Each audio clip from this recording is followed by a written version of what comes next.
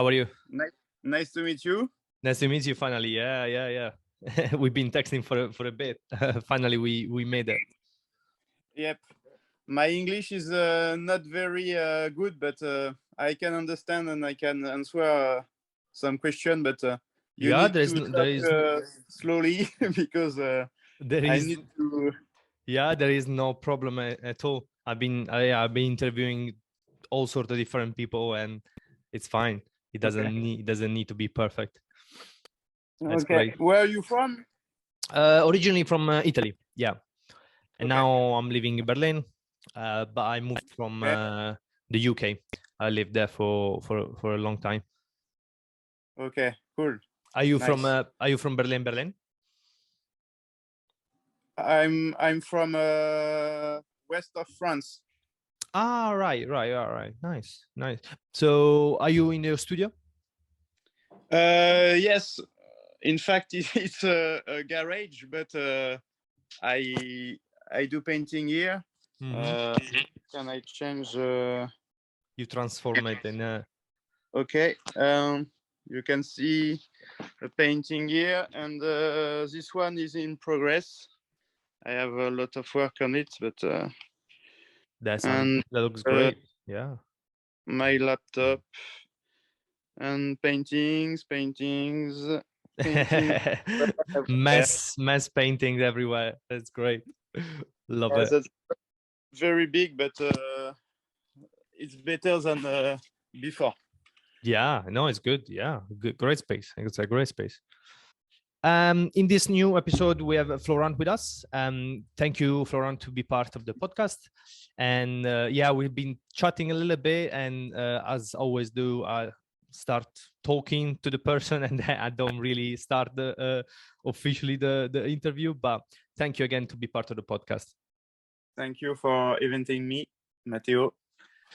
For start, why you don't introduce yourself to the audience, and where you're from, and what's the introduction for you for art? Like, why did you get into art?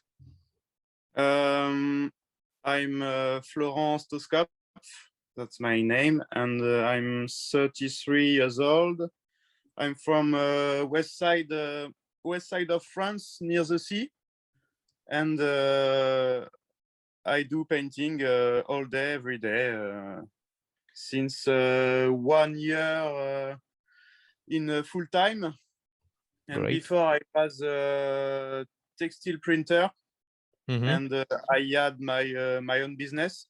And after my first exhibition, I stopped to print shirts, and I go a full-time artist because I could I had enough money to do full-time painting, and I had enough projects. Nice. So it was a good. Was always a plan to do another job and then start to be an artist, or it just come to you? You always wanted to be a full-time artist?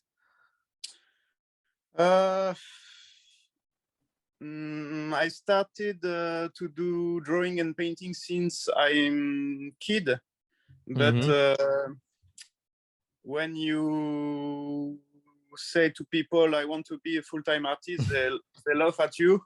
Yeah. And your family say, oh, you go study and it will be okay, and you on weekend you can paint on weekend, and go to your job and earn enough money to paint on weekend.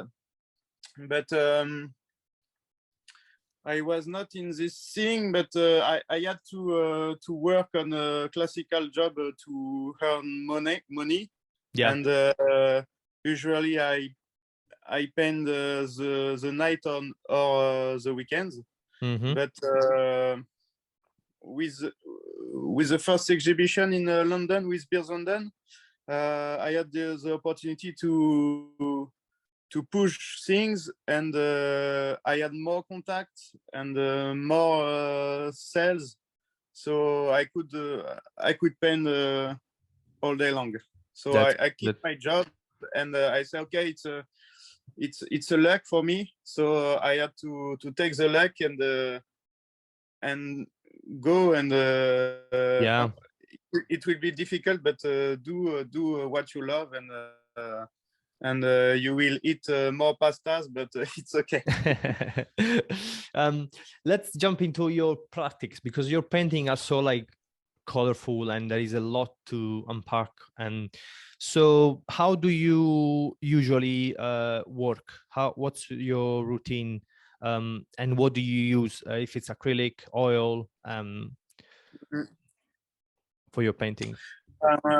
I start work around 9 on the morning, and leave at 5:30 p.m.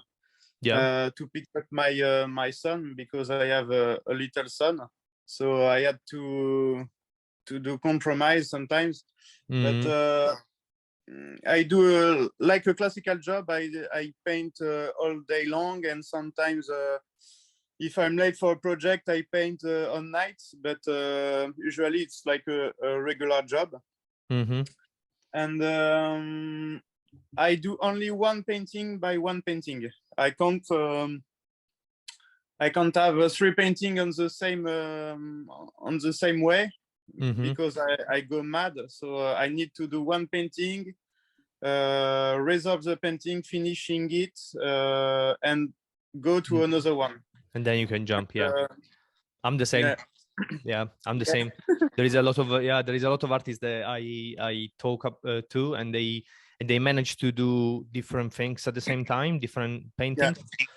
But yeah, for me, I focus on one, and then I might do some drawings between the session of painting, but it's one painting at a time. Yeah, I'm completely the same. And do you think that your practice changed since you start being a full-time artist, or even before till now? Do you think you go your own style, or do you think it's going to evolve in the future? I think my style will evolve in the future. But go full-time artist is a way to improve quality of materials. Like now I stretch my painting myself, and I use aluminum stretchers. I use better painting quality, and maybe I do bigger painting too, because I have time to do it now. But I think I have not find my proper style in a way. I think it will evolve in the future, and I know where I want to go, but I do it slowly, and I test a lot of things. That's a really good way to approach your practice. Do you about your paintings, because I saw through your Instagram there is a lot of like different kind of like subjects, and it's not always portrait or still nature or a landscape. It's a little bit of everything, and that's for me it's great, because I find really interesting only like portrait, and I don't really relate if I need to do a landscape of a still nature. So portraits what I focus. And how do you approach this different subject? Do you think it's just something that interesting you, and then you decide to paint, or there is a way for you to find a good thing to paint? I think when you go full-time artist, you maybe do 1,000 and 1,000 paintings. So if you do only portrait all day long, you will be maybe bored.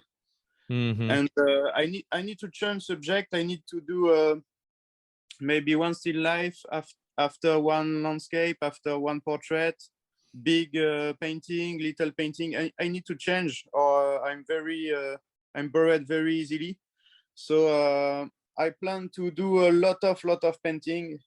So I think people will be bored if you do always the same thing. And like older painter, I will test everything. I will do everything. Yeah, I see what you mean.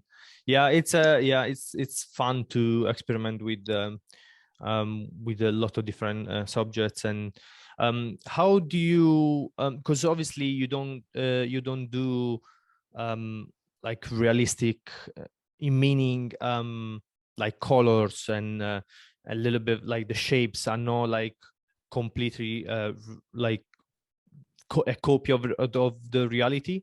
Yeah. How do you decide the composition of the colors? There is a method behind, or it's something that you just decide on the moment, on the spot? And what inspires you to pick the palette color? So at start, I started with graffiti, and in graffiti there's a movement who is called in your own style. So you take something like very clean, and you draw it in a naive way, in a child way. Mm-hmm. You can find this in my sometime in my drawing. It's a distorted reality. It's the, um, the the drawing look very I don't know. Unnatural, like. Yes. The perspective are not like in reality. Yeah. And it goes in a funny way, I think. And it's the same thing for colors. I take real colors, but I can change it and exaggerate, like fluorescent colors or very bright colors. And I think it's a way to have a more funny painting, I think. Mm-hmm. So it's how do you start doing art? It's through graffiti. Yeah, that was your first. When I do a painting, I do a drawing. Yeah. And when I do this drawing, I scan it, I put it on my computer, and sometimes I do all the colors on my computer.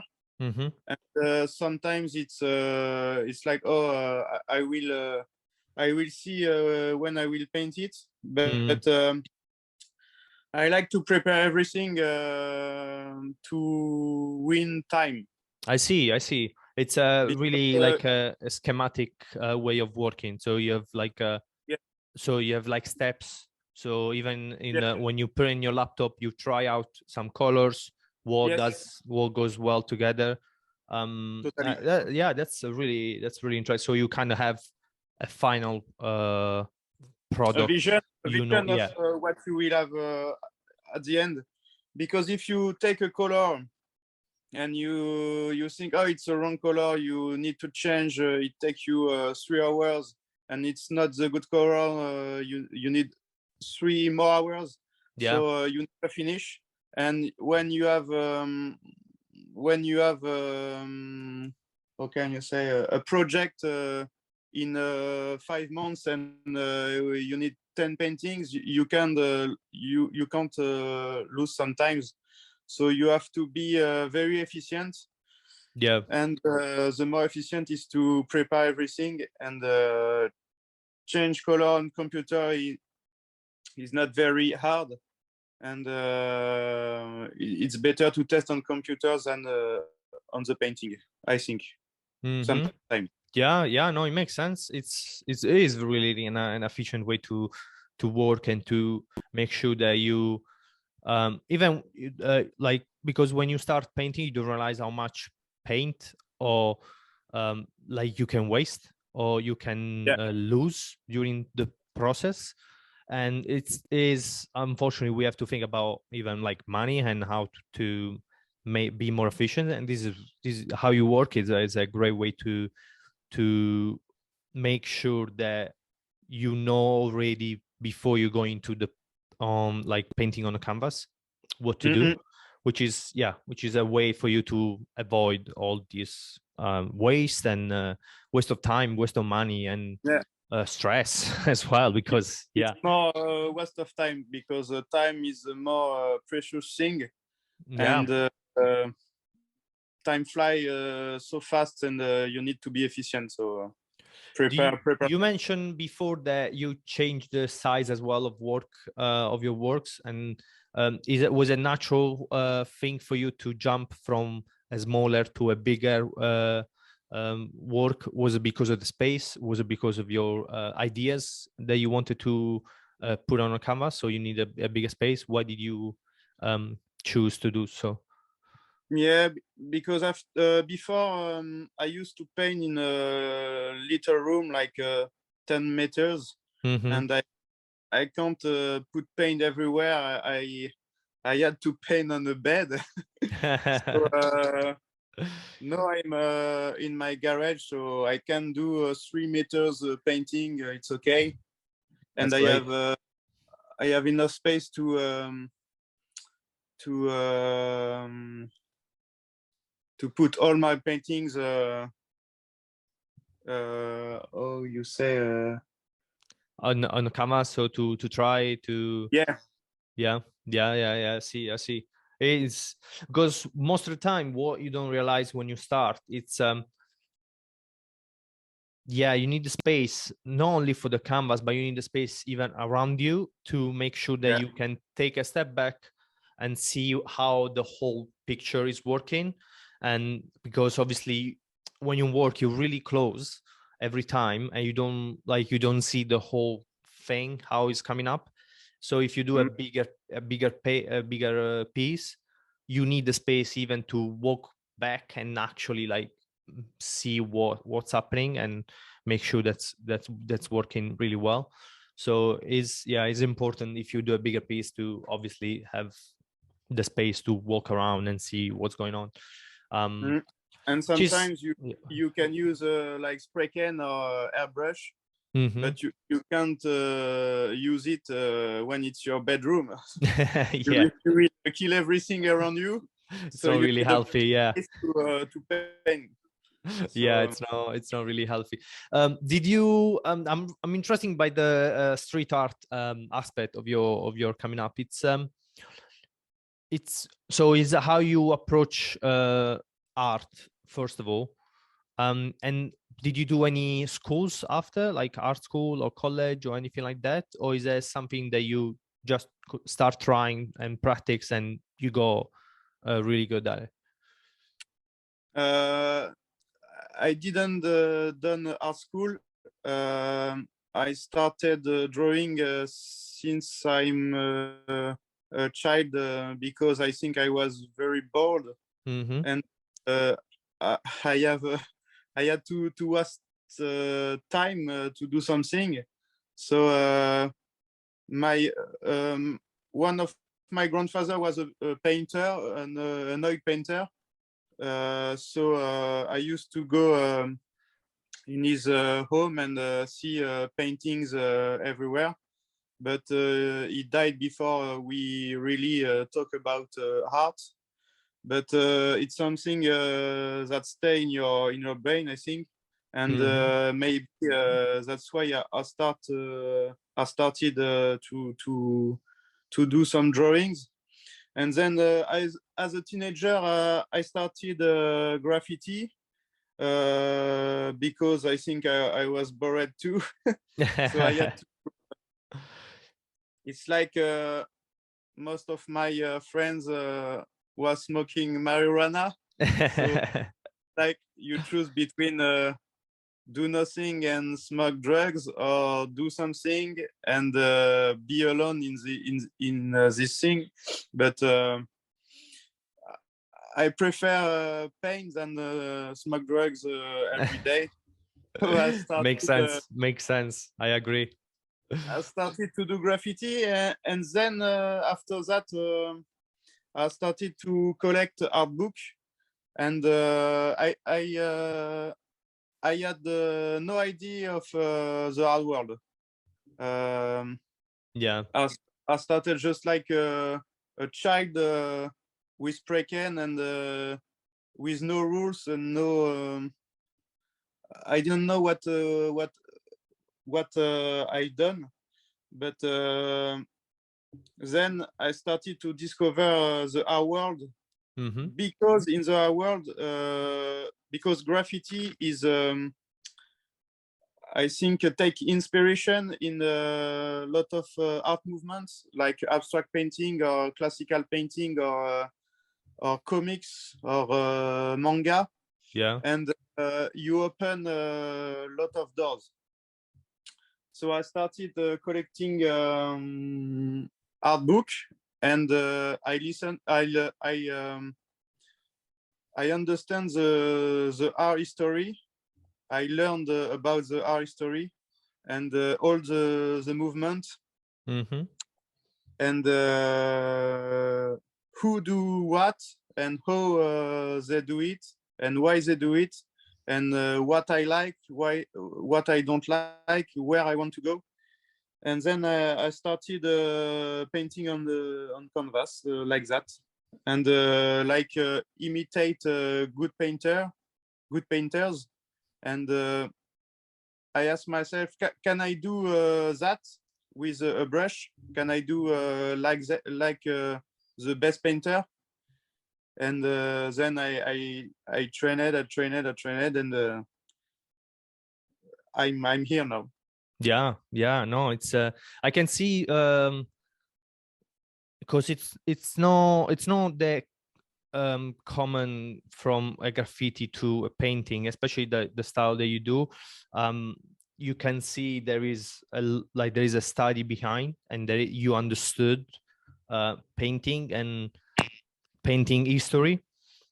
So you can tell from, because I was expecting only seeing your artworks. I was expecting that you did some schools, you did a college, you did an art school, because the level of understanding the subject, the composition, the colors, the combination of the colors, it's really a high, like it's a high level. So I consider, like, from my opinion. So makes sense now that you're saying that you, before you jumping from a graffiti to painting, it wasn't just like that. It was a, you put time into studying and into understanding who did what. And it's really important. Like I always suggest to younger artists and to do some studying about like art history and why we go to this point in art, and why like contemporary art is like this, because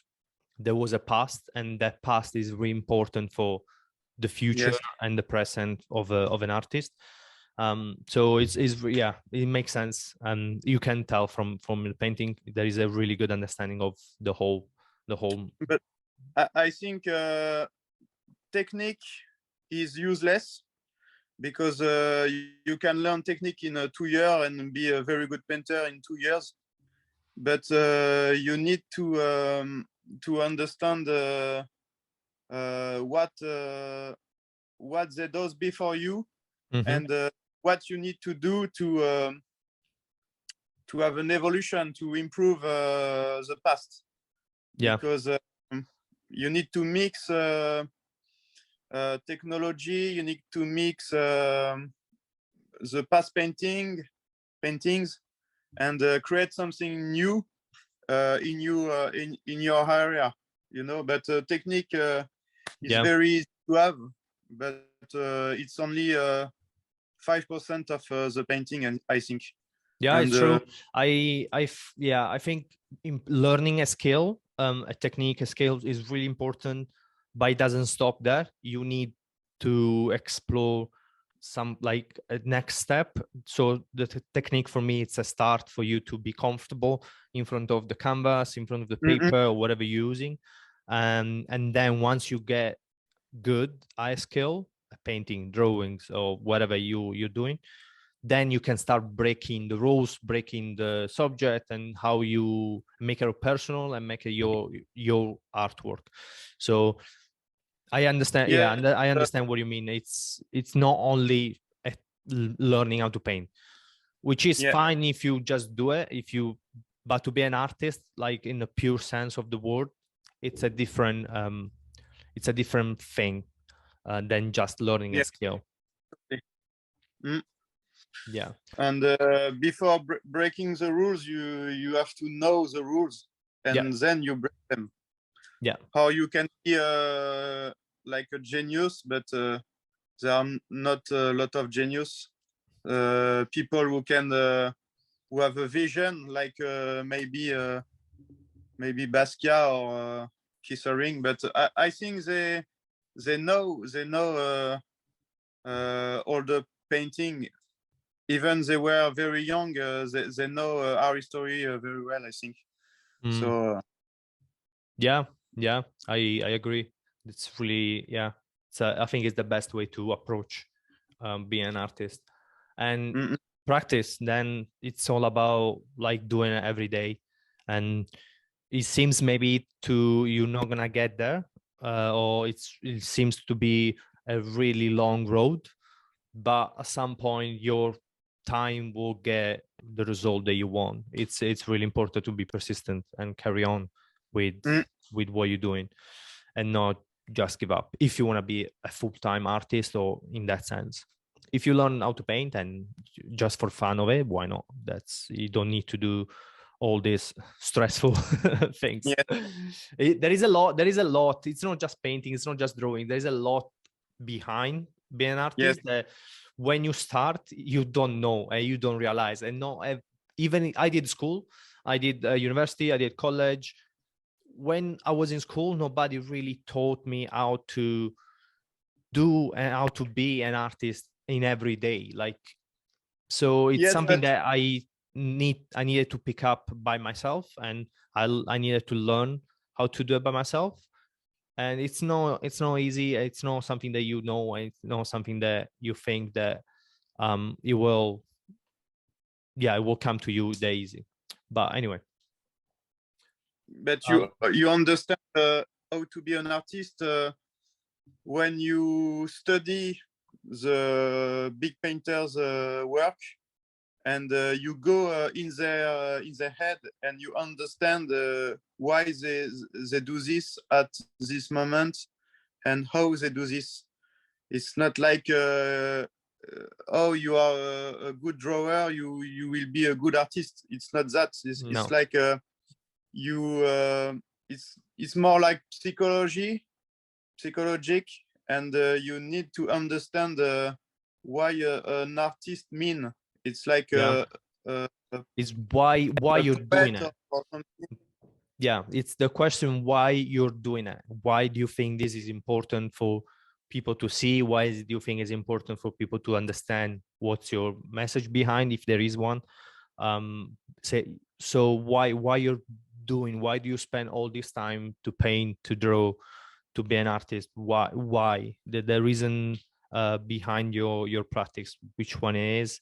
And I think that's the hardest part for an artist, and not just obviously painting and drawing, which is you can learn, and you don't need to be super talented. You can learn how to do good paintings, good drawings in a few years. You just need practice and time. But the reason why you're doing it, I think it's the next step to be a good artist. But yeah, that was a great conversation. Thank you very much. And I don't want to take too much of your time. You've been really good to give me this time of I took time from your practice. Yeah. But thank you very much, Florent, again, to be part of the podcast. If you want to promote, if there is an exhibition, your website, your Instagram, go ahead. If you want to say it now. I have no website. I have an Instagram. but my name is too complicated to. I'll put a link. Yeah. We will put a link, and I prepare an exhibition early next year in Hong Kong normally. So I'm full on it at this moment. Fantastic. And nothing new. Do you say it was in Hong Kong? Yes, normally it's Hong Kong January or March, but January. Perfect. If you're in Hong Kong in January or March, go and see the exhibition. The paintings are amazing. Thank you very much to be part of the podcast again, and I'll keep in touch for sure. Thank you.